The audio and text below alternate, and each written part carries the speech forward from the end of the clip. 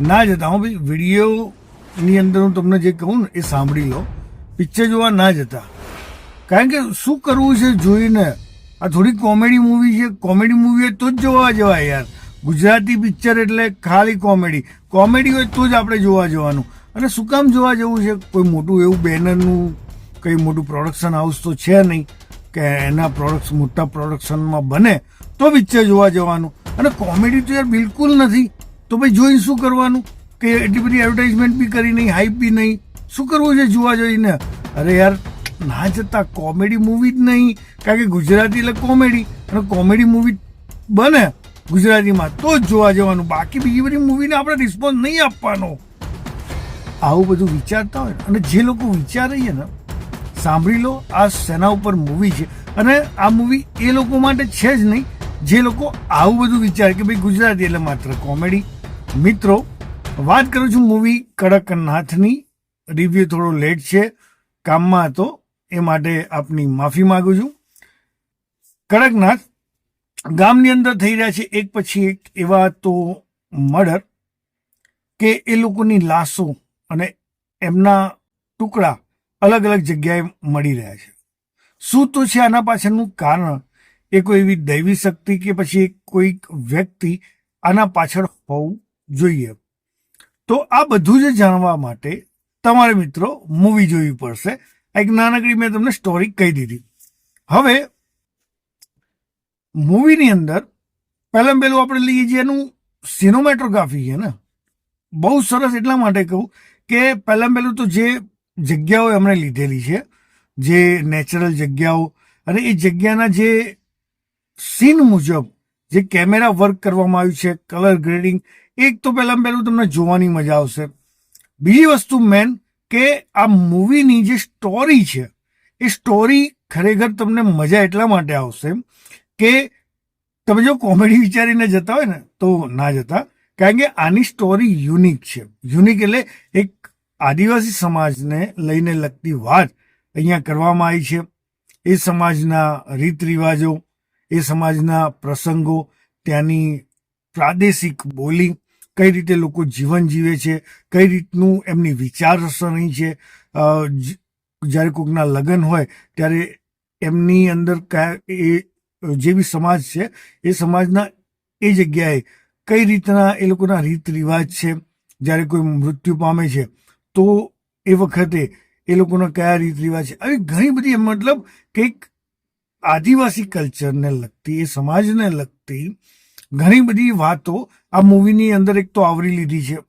અને મૂવી ખાસ સસ્પેન્સ છે. સસ્પેન્સ એટલા માટે કે મૂવી જેવું સ્ટાર્ટ થશે ને, તમને એ સતત મગજની અંદર વિચાર ઊભો થયા કરશે કે હવે આના પછી શું.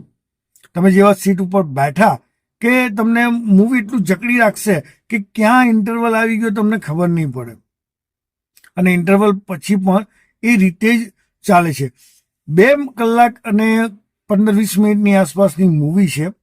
અને બીજી સરસ વસ્તુ એ કે વાર્તાનું પોઈન્ટ ટુ પોઈન્ટ વાત છે. એવું નહીં કે ભાઈ કોઈ બહુ મોટી સ્ટોરી બિલ્ડઅપ કરવાનું, કેરેક્ટરનું પ્રેઝન્ટેશન આપવાનું, એવી કોઈ જ વાત નથી. પોઈન્ટ ટુ પોઈન્ટ વાત છે. અને બધું જ જેમ અત્યારે આપણે રીલ્સમાં કેવું ફટાફટ જોવાની આદત પડી, એ રીતે ફટાફટ ફાસ્ટ બેઝમાં મૂવી ચાલે છે.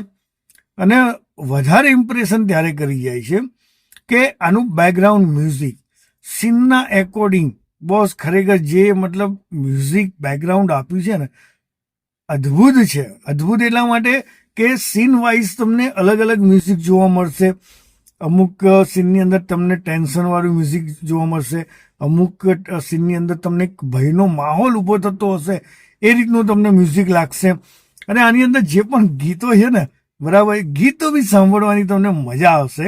એટલે ઓવરઓલ બેકગ્રાઉન્ડ મ્યુઝિક અને ગીતો અને મૂવીની અંદર જે કરી છે સિનેમેટોગ્રાફી, આ ત્રણ જ વસ્તુ બહુ જ સરસ છે. સ્ટોરી પણ સારી છે. અને કલાકારોએ જે એક્ટિંગ કરી છે એ એક્ટિંગની અંદર તમને એવું લાગશે નહીં કે આ લોકો આ બાજુના કલાકાર, મતલબ કે ત્યાંની જે પ્રાદેશિક બોલીને એ લોકોએ એવી સરસ રીતે ગ્રીપ કરી છે. અને ખાસ કરીને ત્યાંની પ્રાદેશિક બોલી, તેની લોકલ લેંગ્વેજ વધારે પડતી બોલવામાં આવી છે. હા, કોઈક જગ્યાએ તમને એવું લાગશે, કોઈક શબ્દો તમને ખબર નહીં પડે, કારણ કે આપણે જે રીતે અહીંયા વાત કરીએ છીએ અને ત્યાંની ભાષામાં ઘણો બધો તફાવત જોવા મળે છે. પણ એ સિવાય પણ તમને મૂવીમાં ખબર પડશે, જોવાની મજા પણ આવશે. દરેક કલાકાર સરસ, અને એમાં બી ખાસ કરીને ચેતન દહિયા પોલીસના રોલમાં છે, અને જે મેન લીડમાં છે એના પર જે ફેસ, મોઢાના હાવભાવ, ફેસ એક્સપ્રેશન બહુ સરસ છે. મતલબ તમને જ્યારે ડાયલોગ બોલતો હશે ત્યારે ડાયલોગની સાથે સાથે એની ચિંતા, એનો ડર, એ બધું એના ફેસ એક્સપ્રેશન પર વ્યક્ત થાય છે. બીજી વસ્તુ કે આ મૂવીની અંદર પેલું જેમ આપણે કોબીજ કે ડુંગળી ખોલીએ એક પછી જે અંદર પડ નીકળતા જાય ને, એ ટાઈપનું તમને સસ્પેન્સ મૂવી લાગશે. અને આના ક્લાઇમેક્સના સસ્પેન્સમાં પણ તમને સસ્પેન્સ જોવા મળશે. તો જો ગુજરાતીની અંદર કંઈક નવું જોવું છે, કોમેડી નહીં હો, ખાલી ગુજરાતી એટલે કોમેડી ના હોય ભાઈ, ઘણા બધા આવું વિચારે છે, તો એવા લોકો માટે જો કંઈક અલગ જોવું છે અને ખરેખર જોવા જેવી છે મૂવી. એક્ટિંગની રીતે સરસ છે, સ્ટોરી, અને કહે કે ભાઈ એનું જે પ્રેઝન્ટેશન છે બહુ સરસ, અને કન્ટેન્ટ ઇઝ ધ કિંગ. બરાબર, અહીંયા કન્ટેન્ટ પણ બહુ જ સરસ છે. એટલે મતલબ ઓલ ઓવર કહી શકાય ને, તો ઘણા સમય પછી ગુજરાતીની અંદર એક એવી મૂવી આવી છે કે આપણને જોઈને લાગે વાહ બોસ, મજા આવી ગઈ. તમને ગ્રીપિંગ, એન્ગેજ, બહુ જ સરસ મજાની મૂવી છે.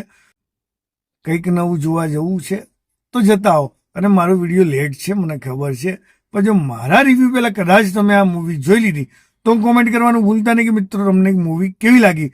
બાકી મળીએ મિત્રો નેક્સ્ટ વિડીયોમાં. ત્યાં સુધી આવજો. જય જય ગરવી ગુજરાત.